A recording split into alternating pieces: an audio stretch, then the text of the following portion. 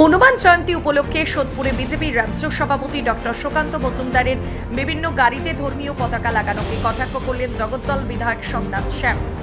রাজনৈতিক জীবনে মানুষের মনে যেতে হয়, যে মানুষের মনে প্রবেশ করে কাজ দেখাতে হয়। গাড়ি ধার করিয়ে ব্যানার পতাকা লাগিয়ে কোনো লাভ নেই, সেটা তো আমরাও করতে পারি, কিন্তু মানুষের মন তো জোর করে কেড়ে নেওয়া যায় না।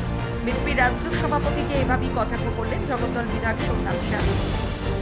সমস্ত গাড়িতে ঝান্ডা লাগানো হচ্ছে, প্রতিটা গাড়ি দিয়ে বাসে দাঁড় করিয়ে দেবো। দেখুন, আমিও যদি মনে করি আমার এই অঞ্চলে সাইকেলও যদি মনে করি, তাহলে আমিও অনেক কিছু লাগাতে পারি। মানুষের মন তো কেড়ে নেওয়া যায় না।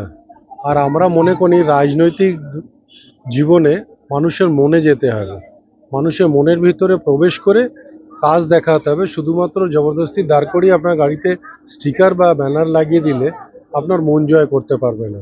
মা মাটি মানুষ যারা আছে তারা জানে এই সরকার মানুষের মন জয় করেছে, মানুষের কাজ করছে।